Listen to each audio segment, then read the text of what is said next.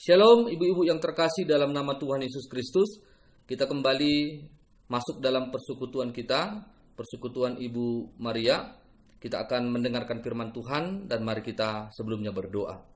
Bapa kami yang baik dalam nama Tuhan Yesus Kristus, kami kembali datang di hadapan-Mu Tuhan, tentu menyerahkan hidup kami di dalam tangan pengasihan Tuhan yang pasti membimbing kami, utamanya di dalam pendengaran firman Tuhan. Berkatilah kebenaran-Mu, ya Bapa, yang pasti menolong kami dalam banyak hal. Berikan kami pengertian dan kemampuan untuk melakukan hukum-Mu. Dalam nama Tuhan Yesus Kristus. Amin. Ibu-ibu yang terkasih dalam nama Tuhan Yesus Kristus, topik kita hari ini berbicara tentang jangan pernah meragukan kasih setia Allah. Ada dua ayat yang saya ambil untuk menjelaskan topik ini, dan nanti kita akan juga membaca banyak ayat Bapak Ibu untuk menyelesaikan topik tentang kasih setia Allah di dalam Alkitab. Dari Mazmur 100 ayat yang kelima disebutkan demikian. Sebab Tuhan itu baik, kasih setianya untuk selama-lamanya, dan kesetiaannya tetap turun-temurun. Efesus 3 ayat 18-19 dikatakan demikian. Aku berdoa supaya kamu bersama-sama dengan segala orang kudus dapat memahami betapa lebarnya dan panjangnya dan tingginya dan dalamnya kasih Kristus, dan dapat mengenal kasih itu sekalipun ia melampaui segala pengetahuan. Aku berdoa supaya kamu dipenuhi di dalam seluruh kepenuhan Allah. Bapak Ibu saudara-saudara, di dalam topik kita tadi berbicara jangan pernah meragukan. Lawan kata ragu itu berarti percaya. Nah, ketika kita mulai masuk dengan kata percaya, itu melibatkan seluruh totalitas diri kita. Tidak hanya berbicara soal ungkapan aku percaya kepada Tuhan, tetapi soal menyangkut kecerdasan emosional. Kecerdasan yang dimaknai dengan sebuah perasaan, keyakinan bahwa memang ia sungguh percaya kepada Tuhan. Tetapi tidak hanya cukup kecerdasan emosional, tetapi kecerdasan intelektual. Kecerdasan intelektual yang saya maksud di sini adalah kepercayaan yang didasarkan kepada sebuah dasar. Ada dasarnya kita percaya. Misalnya saja Bapak Ibu saudara-saudara, kita percaya kepada sebuah pohon memberikan kehidupan misalnya. Nah, kita bisa ukur dengan kecerdasan intelektual. Benarkah pohon itu memberikan kekuatan kepada orang yang percaya kepadanya? Itu bisa ditelusuri. Sehingga ketika kita mengenal dengan dasar, dengan logika yang diberikan oleh Tuhan, maka kita bisa mengambil kesimpulan, kita percaya atau tidak. Lalu Bapak Ibu saudara-saudara, jadi karena kepercayaan itu punya dasar, maka hal itu menjadi penting nanti di dalam pengenalan kita kepada yang kita percaya. Dalam hubungannya dengan Tuhan, maka yang berkenan di hadapannya adalah mereka yang percaya kepadanya. Kalau nanti kita baca dalam Ibrani 11 ayat yang ke-6. Ya, siapa yang berpaling kepadanya, ia harus percaya bahwa Allah itu ada. Disebutkan kata percaya di sana, Bapak Ibu saudara-saudara. Nah, dalam topik kita ini, kita belajar akan kasih setia Allah, dan kasih setia Allah itu adalah kasih Allah itu sendiri atas seluruh ciptaannya. Jadi kasih setia Allah itu didasarkan kepada kasihnya yang adalah dirinya. Allah adalah kasih. Nanti lebih lanjut kita akan jelaskan. Atas seluruh ciptaannya. Menyangkut apa kasih setia Allah itu? Bisa dalam bentuk dengan perbuatan-perbuatan Allah. Misalnya dalam karyanya menyelamatkan umatnya dari dosa. Dalam bentuk apa lagi? Bisa berbicara kebaikan Allah. Bisa berbicara pemeliharaan Allah. Bisa bicara pimpinan Allah. Bisa bicara didikan dan penghukuman Allah. Jadi nanti lebih lanjut kita akan pelajari ini. Jadi ketika kita berbicara menikmati kasih setia Tuhan, itu tidak hanya berbicara soal pemeliharaan hidup. Itu tidak hanya berbicara soal bagaimana ia menanggung hukuman kita karena dosa. Tetapi berbicara juga tentang penghukuman Allah. Juga merupakan adalah kasih setia Allah. Maka dalam hal ini Bapak Ibu, ada 3 poin penting untuk menyelesaikan topik ini agar kita mengerti sesungguhnya Allah itu penuh dengan kasih setia sehingga kita tidak pantas untuk meragukannya. Poin pertama, siapakah Allah? sehingga kita punya dasar untuk percaya akan kasih setianya. Saya sebut tadi, percaya itu tidak hanya menyangkut perasaan, tetapi juga menyangkut kecerdasan intelektual, nalar, logika kita, Bapak Ibu Saudara-saudara. Sehingga saya buat di sini adalah hal penting. Mengenal yang kita percaya adalah dasar untuk bertindak yakin atau tidak. Misalnya Bapak Ibu percaya kepada saya soal kejujuran misalnya. Sementara saya suka berbohong. Apakah Ibu sekarang ini menyerahkan dasar kepercayaan itu kepada saya soal kejujuran? Tentu tidak kan? Karena Bapak Ibu mengenal saya misalnya dalam keadaan tidak benar soal kejujuran. Jadi perlu mengenal kepada siapa kita percaya. Dalam hal ini kita akan berbicara tentang siapakah Allah itu, sehingga kita punya dasar untuk percaya akan kasih setianya. Kita hanya menyinggung soal kasih setia Allah, pengenalan kita. Yang pertama, sesungguhnya Allah itu adalah kasih. Mengapa ini menjadi dasar? Sebab kasih setianya tadi, dasarnya adalah kasihnya. Sehingga disebutkan dalam 1 Yohanes 4 ayat 8, barang siapa tidak mengasihi, ia tidak mengenal Allah. Sebab Allah adalah kasih. Kalau kita mengasihi, itu perbuatan kasih yang didasarkan dari kasih Allah. Tapi kalau Allah mengasihi, karena Allah itu adalah kasih. Jadi poin ini penting kita mengetahui supaya kita percaya kepada Allah yang menyatakan kasih setianya. Mengapa demikian? Karena ia adalah Allah yang kasih. Dia punya sifat kemahakasihan, maha kasih. Tidak bisa berubah dalam hal ini. Maka Bapak Ibu Saudara-saudara, itu bagian penting untuk mengenal Allah. Allah itu adalah kasih. Yang kedua Bapak Ibu Saudara-saudara, sehingga kita punya dasar untuk percaya akan kasih setianya, di samping ia adalah Allah yang maha kasih, ia juga adalah Allah dalam segala jalannya adalah kasih setia. Segala jalannya adalah kasih setia. Dalam Mazmur 25 ayat ke-10 dikatakan demikian. Segala jalan Tuhan adalah kasih setia dan kebenaran bagi orang yang berpegang pada perjanjiannya dan peringatan-peringatannya. Segala jalannya adalah kasih setia. Kalau ia menghukum kita, itu adalah bentuk kasih setia Tuhan. Kalau ia memelihara hidup kita, itu adalah bentuk kasih setia Tuhan. Kalau ia menyelamatkan kita oleh karena penghukuman kita dalam dosa, nah itu adalah bentuk kasih setia Tuhan. Jadi segala tindakan Allah, segala jalan-jalannya adalah kasih setia Tuhan.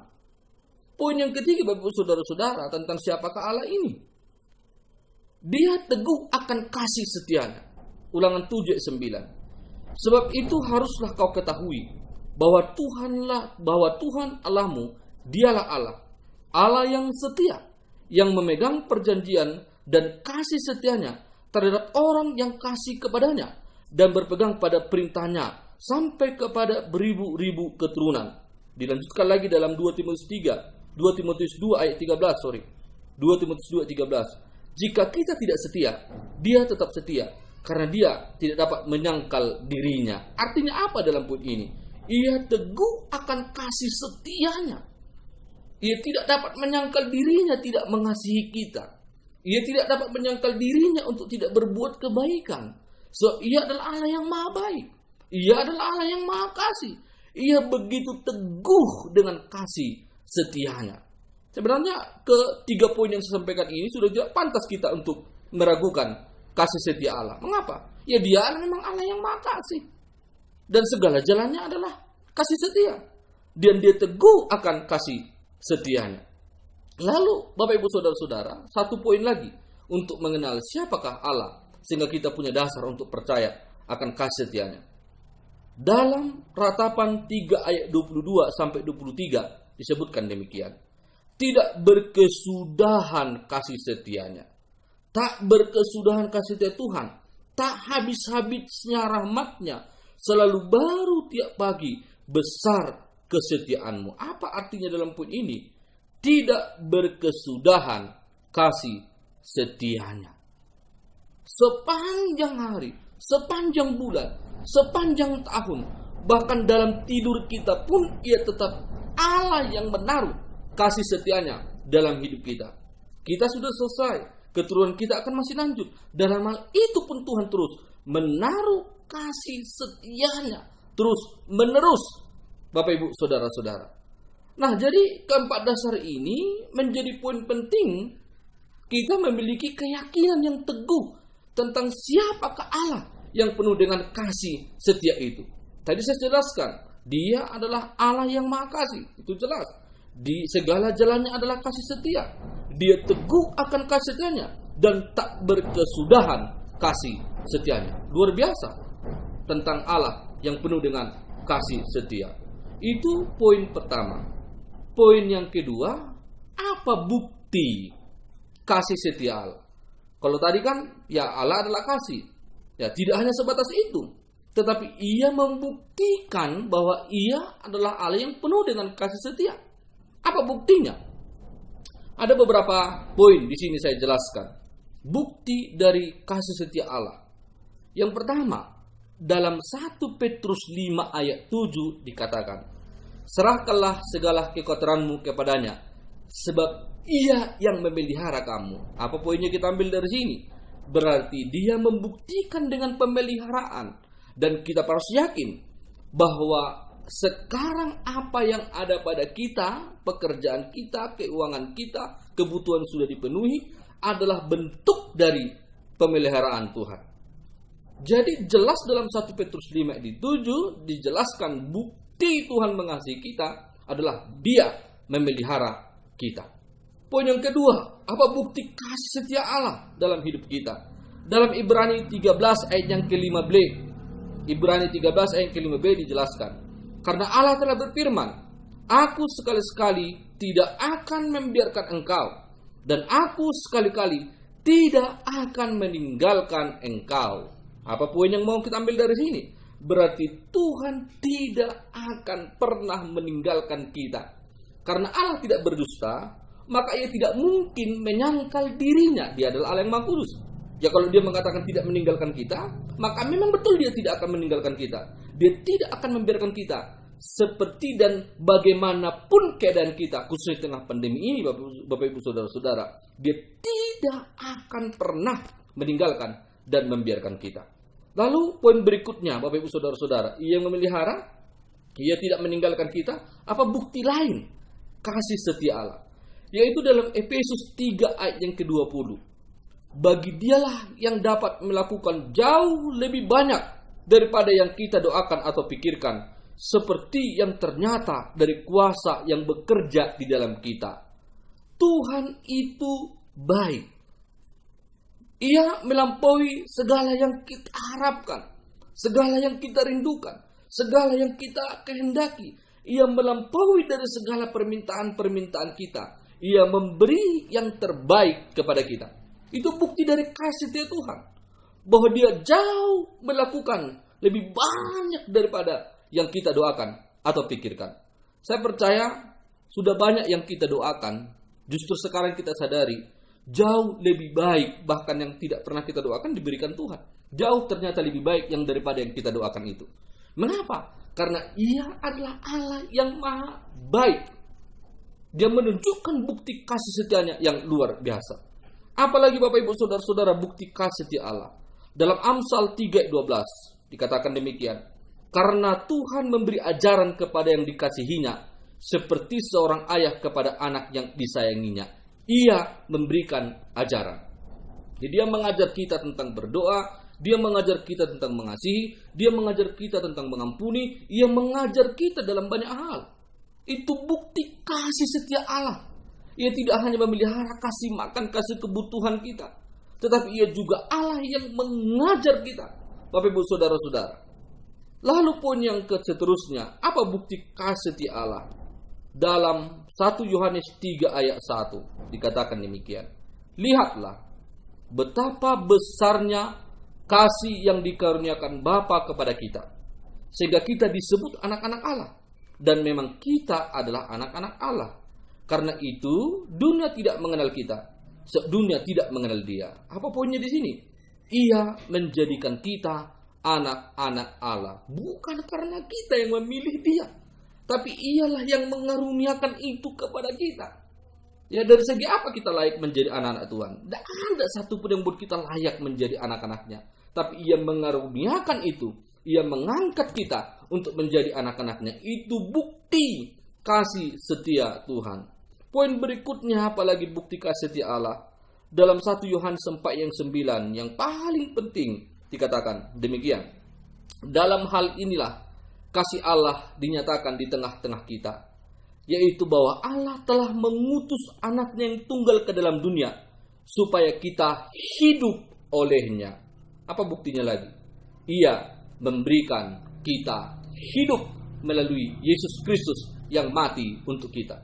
Bukti yang nyata, bukti yang bisa dijelaskan, bukti yang benar-benar terbukti yang sudah kita nikmati sebagai orang-orang percaya adalah Kristus. Yesus telah mati untuk kita, menunjukkan bahwa Allah begitu mengasihi kita, orang-orang yang percaya kepadanya seluruh dunia ini. Allah begitu mengasihi dunia ini. Allah begitu mengasihi kita.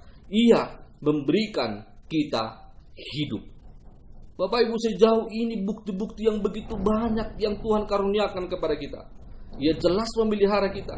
Ia jelas tidak meninggalkan kita. Ia jelas memberikan yang terbaik kepada kita. Ia mengajar kita. Ia menjadikan kita anak-anaknya. Dan ia memberikan kita hidup. Dan masih banyak bukti lain, Bapak Ibu Saudara-saudara. Masih banyak bukti lain tentang kasih setia Allah. Dalam Mazmur 136 misalnya, ayat 23, 24, 25 dikatakan demikian.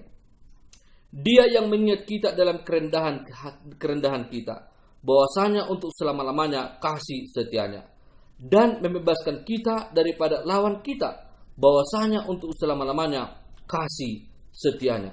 Dia yang memberikan roti kepada segala makhluk, bahwasanya untuk selama-lamanya kasih setianya. Nanti lebih lanjut satu perikop ini boleh dibaca, Mazmur 136 ini, 136, berbicara tentang kasih setia Allah yang luar biasa.